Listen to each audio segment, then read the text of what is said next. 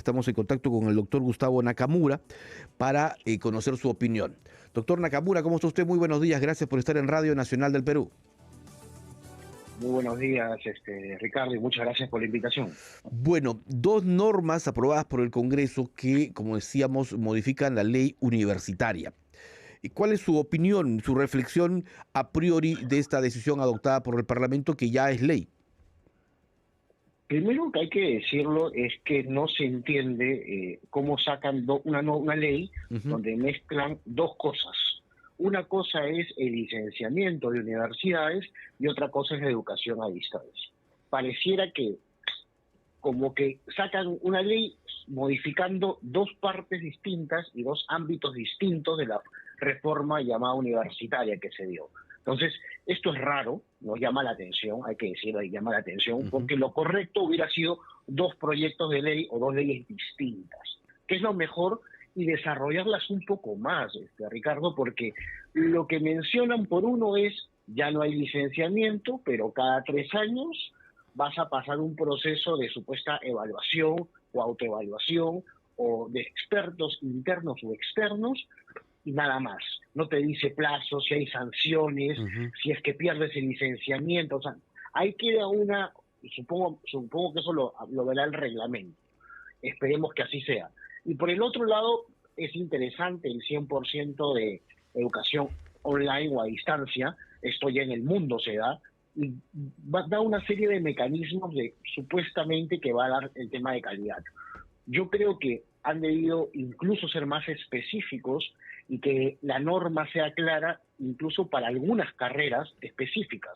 Porque vamos a ser claros, Ujú. a ver, medicina a distancia, Efectivamente, ¿no? hay unas cosas que hay que preguntarnos, ¿no? O Claro, arquitectura claro. a distancia, o sea, ahí hay cosas que comienzan a especular y Ujú. no vayan a hacer, y ahí lo No, no. dejo, Ricardo, La- es que después convencemos universidades a crear carreras claro. en online que no cumplan los estándares que los chicos o la ciudadanía necesitan. Sí, la norma precisa en sus últimos párrafos de que hay carreras en las que efectivamente no se va a poder realizar el 100% a distancia. Pero vayamos desglosando a una, doctor Nakamura. A ver, mantener la calidad educativa. Cuando se hizo esta reforma en el 2014, 2015, a nivel del Parlamento, se habló de condiciones básicas de calidad, que esa fue, digamos, la teoría por la cual se tendría que otorgar el licenciamiento, que tenía que evaluarse justamente por parte de SUNEDU. Se logró este proceso, sin embargo, muchas quedaron también en el camino al no lograr ese objetivo. Algunas, como las públicas, me parece la de Ica y otra universidad más, me parece la Villarreal aquí en Lima, lograron superar esas deficiencias gracias digamos, a la ayuda del Ministerio de Educación, porque así lo permitía la ley. Hay el salvavidas del Minedu. Pero a ver, ¿cómo queda justamente la calidad educativa cuando ya solo te dan tu licenciamiento y adiós, pampa mía? Ahí está la nebulosa, yo llamo, Ujú. ¿no? Porque ahí se ha abierto una discusión. Por un lado, mencionan la gente vinculada a universidades que dicen, bueno, no, ahora ya pasamos el riguroso licenciamiento, entonces ahora déjenos trabajar. Un momentito, tampoco es así la cosa. Claro. O sea, a ver, no queremos volver a tener universidades garaje o universidades chifa, perdón que sea tan duro en esto, Pero pero es la es que verdad, no podemos, así era, así pero no funcionaban las podemos. universidades. No podemos tener o ser centros de operaciones para temas políticos, porque también ha habido eso, Ujú. Ricardo. Entonces, si quieres hacer política, ten tu partido político, pues no tengas tu universidad, pues. Son dos cosas distintas, ¿no? O sea, y si tienes universidad, deslígala de otros temas, porque incluso tenemos partidos políticos que están vinculados a universidades, que nadie dice que no están a favor, o sea, que tengan la economía social de mercado, que respeta la Constitución del 93, pide eso. Está bien, está abierto al libre mercado, pero una cosa es el libre mercado y otra cosa es el mercantilismo puro, que hemos vivido en el sistema educativo. También hay que decirlo. Pero por otro lado, veo una sobrereacción sobre esta norma. ¿Por qué? Porque al final deja en la nebulosa muchas cosas, Ricardo. O sea, te dice cada 3 años. ¿Quién va a supervisar cada 3 años esta evaluación? La Ujú. SUNEDU, y acuérdate que la SUNEDU en este momento está siendo cuestionada porque ahora pertenecen miembros de lo que son miembros de universidades, rectores. Antes no lo habían, antes eran otro tipo de miembros que eran los miembros que pertenecían, eran investigadores asociados a una universidad. En fin, lo que yo veo en este asunto es más una lucha política, para variar, en nuestro país, y no estamos llegando a la norma y que esto asegure calidad. Yo no creo que va a asegurar, esta norma lo que va a hacer es simplemente tener otro modo de licenciamiento, supuestamente se va a dar. Mi temor, y te lo digo con toda transparencia, es que pueda ser una ventana para resucitar a nuevos muertos de universidades privadas que ya no han licenciado y las puedan retomar por alguna interpretación auténtica de la norma. Eso sería nefasto. La verdad que creo que ahí sí el Parlamento tiene que ser muy claro en esto, y que no es que ahora la universidad X o Y, que no pasó el licenciamiento por esta norma, ahora sí pueda volver a pasar. No, señores, los que no pasaron ya fueron. Y lo que ahora, de aquí para adelante, deberían construir, y la verdad que la norma pierde esa gran oportunidad, Ricardo, es empoderar al cineasta, al Sistema Nacional de Acreditación de la Calidad. Deberíamos ir a un paso más adelante. Ya pasamos licenciamiento, ahora vayamos a calidad, a estándares de calidad nacionales e internacionales, para que la gente pueda tener, ya no solamente cumplir las condiciones básicas, o sea, ya no solamente tengo lo básico, ahora tengo una estrellita más o un peldaño más, y así vayamos mejorando el sistema educativo. Eso hubiera sido distinto, y solamente no decir no hay licenciamiento o de acá a 3 años pasarán la evaluación. Doctor Nakamura, claro, sin duda a todos nos preocupa el tema de la calidad educativa y sobre todo las universidades, pero también qué va a ocurrir con las, oficinas o universidades que se abren en las sucursales en el interior del país, porque si ya tuvo licenciamiento en Lima, prácticamente en el interior del país, en provincias, no van a requerir de este proceso o de este procedimiento. Ese es el tema. ¿Cómo vamos a ver ese proceso? Porque claro, tú abres una filial, tienes que pasar un proceso de licenciamiento.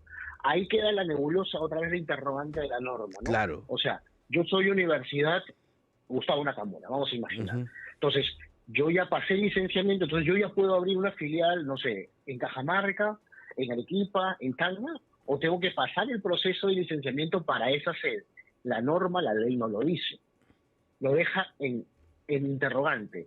Y cuando hay interrogante, van a comenzar las interpretaciones auténticas, que ya estamos acostumbrados. Entonces, eso sí es lamentable. Yo la verdad que no, creo que es una norma sacada muy rápido, dos normas en una sola, deberían ser separadas. O sea, yo creo que ha habido poca reflexión y las consecuencias que pueden tener esta ley, que realmente sí, yo veo que hay índices de que quieren favorecer a ciertos grupos universitarios o ciertos grupos de ex universidades que tienen alguna relación, lo cual me parece malo para la población nacional. O sea, más allá de que estamos en una economía social de mercado, libre mercado, nadie está en contra de eso, pero yo creo que hay que tener cuentas. Una cosa es eso y otra cosa es la calidad, que hay que asegurar, y que el Estado tiene que garantizar la calidad educativa. Y si no lo puede garantizar, perfecto. Entonces buscaremos mecanismos distintos, como es la alianza público-privada y otras, pero no quitemos normas que después traigan como consecuencias una nebulosa y un interrogante que va a ser a interpretación ya ahora de los entes competentes, incluso de abogados, y bueno, esto ya empieza a cada uno hacer su interpretación y la cosa comienza a complejizarse. Ahora, la otra norma, la del 100% de virtual en los programas de educación a distancia. Yo entiendo que esta es una modalidad que está, digamos, de en boga, que avanza muy bien en Europa, por ejemplo, ¿no? Cuando uno hace una maestría, la haces acá desde Lima y luego tu última fase te vas a España, por lo general, es donde apuntamos más los peruanos. Pero, a ver, en Europa pues tienen una conectividad 100%, ¿no? El gran tema aquí es que esas condiciones no se dan y mucha gente que estudia a distancia lo hace desde el interior del país conectados con universidades de Lima. Ese es uno de los problemas. O sea, entiendo que es bueno, pero tiene sus limitaciones. Totalmente, tiene sus limitaciones. A ver, tú lo has dicho, nosotros no somos Europa, ni Estados Unidos, ni siquiera somos Colombia o Ecuador. Somos distintos, tenemos cosas similares, eso sí. Nadie está diciendo que la educación online no sea buena, y al contrario, hay una educación online muy buena, pero te estoy diciendo online.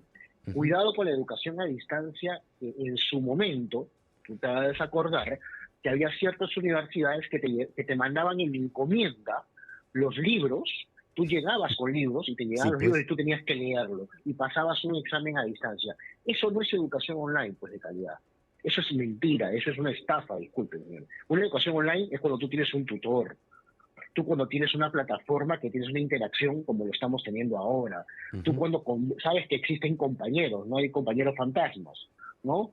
Entonces, esas son cosas que tú vas asegurando que es una educación y una educación ya a nivel educación superior, posgrado, incluso se da mucho en Europa. claro. En pregrado hay sus matices, ¿eh? Incluso España. España la gente prefiere estudiar una universidad, yo que colaboro con una universidad española, Ujú, y trabajo para ellos, la universidad es presencial, el grado, claro. como le llaman allá. O sea, hay que tener matices, yo creo. Ahora, si con esto vamos a cerrar brecha, perfecto. ¿Qué universidades van a dar el 100% online? ¿Cuáles son las condiciones que van a dar? No vayan a hacer PDFs de libros colgados en una plataforma Ujú. y que el chico lea eso y haga sus exámenes y con eso ya aprobó. La consecuencia es vamos a tener profesionales cero capacitados, cero preparados y van a salir al mercado y lamentablemente no van a conseguir trabajo. Ahora, ¿quién va a supervisar justamente estas plataformas y el seguimiento que se haga, pues, para todo un proceso de educación a distancia? Supuestamente es la SUNEDU, ¿no? Supuestamente es la SUNEDU la entidad que va a supervisar esto. Yo lo sacaría incluso de SUNEDU, y si es SUNEDU, perfecto. ¿Bajo qué estándares? Y también pedirles una acreditación internacional Claro. a estas universidades que empiecen este proceso.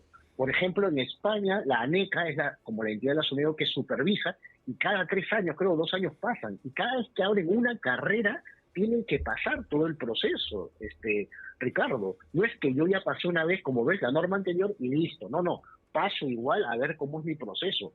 Es burocracia, muchos llaman, es trabajo, sí, pero hay que asegurar condiciones básicas, mínimas, para que la población entienda que hay un estándar mínimo de calidad. Entonces, la educación a distancia per se no es mala, la educación online no es mala, hay que saludarlo. Lo estamos poniendo en el norte, como varios países del primer mundo, si quieres en países de la OCDE, pero hay que asegurar esas condiciones adecuadas y no vayan a hacer plataformas simplemente donde cuelgan libros, como vuelvo a Ujú, decirte, te dan un usuario, un password y vete a saber y en 10 semestres te doy tu título de ingeniero o de abogado o de profesor. ujú. Yo quería ir a otro tema que también tiene que ver con la educación universitaria, y es que recordará usted, doctor Nakamura, que durante un buen tiempo, durante 10 años aproximadamente, el Congreso aprobó una ley que prohibía, ¿no?, la creación de nuevas universidades. Pero luego se crearon estas leyes declarativas, ¿no? Declárese de necesidad pública la creación de una universidad en tal lugar, ¿no? Y así creo que se aprobaron durante el Congreso de la pandemia como 20, pero ahora ya empiezan a aprobarlas al Congreso, ya no son declarativas, sino aprueban la creación de una universidad. Políticamente es bueno porque, claro, yo llevo una universidad en mi pueblo y esto me conviene si en caso quiero ser reelecto, quiero ser autoridad regional o municipal. Pero en realidad, ¿estamos en condiciones, el Estado está en condiciones de asumir la administración, la creación de nuevas universidades públicas? No, no, no, Ricardo. Mira, la cosa es muy clara. No es crear universidad porque da universidad, porque a mí me nace, porque yo Ujú, tengo una promesa, con todo respeto a los que nos escuchan de las poblaciones más alejadas del país. No, no es posible eso. No tenemos presupuesto para todo. Nos quejamos siempre del presupuesto y no racionalizamos adecuadamente el presupuesto. Hay que ver la oferta, demanda laboral que hay en cada región, en cada situación, cuánta demanda demográfica, qué tipo de carreras se necesitan, porque a lo mejor no se necesita universidad, se necesita un tecnológico, un claro. pedagógico o una Ujú, escuela superior, y se pone y se colocará adecuadamente. Las universidades como San Marcos, la UNI, la Agraria y otras más, y mucha gente de provincia viene a estudiar a Lima, por ser universidades con cierto reconocimiento y prestigio, podrían haber filiales. Por qué no soñar con una universidad agraria, por ejemplo, en, no sé, en Iquitos, que es la Amazonía peruana? O potenciar el que tenemos en Iquitos. O lo mismo, si quieres la UNI, existe en Arequipa o existe en Piura. ¿Por qué no? O potenciar las que tenemos. O sea, no crear nuevas nos van a hacer mejores. O sea, no porque yo sé que el político, y así lo veo, les encanta poner el rótulo de decir, bueno, fue creado por, y acá dejo mi plata. La mejor plata que vas a dejar es una buena política pública a lo largo del tiempo y que la población va a recordar que este señor hizo esto y a lo largo del tiempo duró.